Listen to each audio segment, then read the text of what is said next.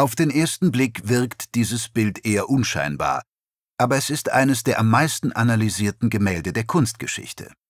Es heißt Las Meninas, die Hoffräulein, wurde von Diego Velázquez im Jahr 1656 gemalt und zeigt eine Szene im Leben am spanischen Königshof. Eine elegante Kinderprinzessin lehnt ein Glas Wasser von einer Zofe ab, während ein Hofzwerg einen Hund neckt. Daneben steht ein zweiter Hofzwerg und an der Leinwand hält der Künstler selbst kurz inne. Zwei weitere Personen tuscheln im Hintergrund, eine dritte verlässt den Raum. Warum auch nicht, wenn offenbar so wenig passiert? Sogar der Hund sieht gelangweilt aus. Aber sieh einmal genauer hin. Die zwei Personen, die man hinten verschwommen im Spiegel erkennt und leicht übersieht, sind niemand anders als König Philipp IV. Und Königin Maria Anna. Das verwandelt diese Darstellung des Hoflebens offenbar in ein Königsporträt. Mit dieser Information lässt sich das Gemälde und die Faszination, die es seit Jahrhunderten auf Betrachter ausübt, viel besser verstehen. Hier zunächst der historische Kontext. Als Las Meninas am Ende von Philipps Regentschaft entstand, befand sich das Spanische Reich im Niedergang, nach einer Niederlage im Dreißigjährigen Krieg und wegen wirtschaftlicher und politischer Probleme. Auch der König selbst war vom Pech verfolgt. Er hatte seine erste Frau und seinen einzigen Thronerben verloren, bevor er erneut heiratete.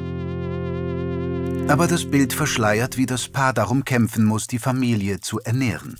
Selbst das hohe Alter des Königs bleibt durch die Unschärfe des Spiegels verborgen.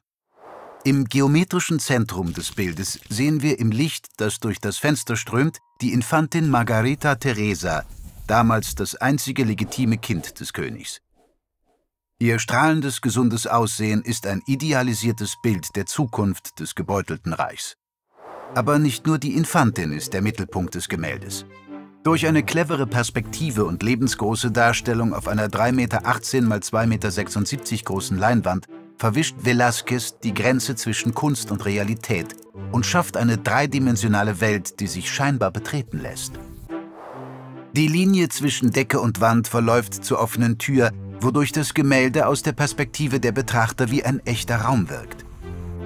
Dies bewirkt, dass das Publikum und die reale Welt im Mittelpunkt stehen, was auch die drei Figuren betonen, die den Betrachter direkt ansehen. Aber es gibt noch einen weiteren Fokuspunkt. Die von den Leuchtern gebildete Linie führt zur Mitte der hinteren Wand mit dem Spiegel, in dem das Königspaar zu sehen ist. Und deren Positionierung im Verhältnis zum Betrachter hat zu völlig unterschiedlichen Interpretationen des Werks geführt.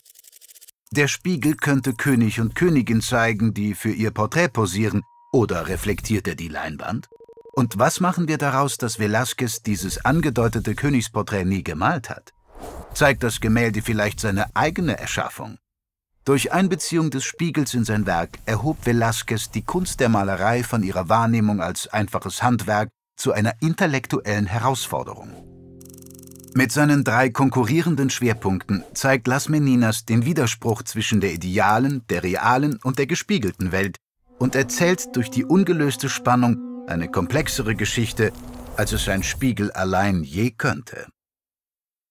Tauche noch weiter in die Welt der bildenden Künste ein mit diesem Video über die Mathematik hinter Van Goghs Meisterwerk Sternennacht. Oder entdecke in diesem Video die alte japanische Kunst des Gyotaku.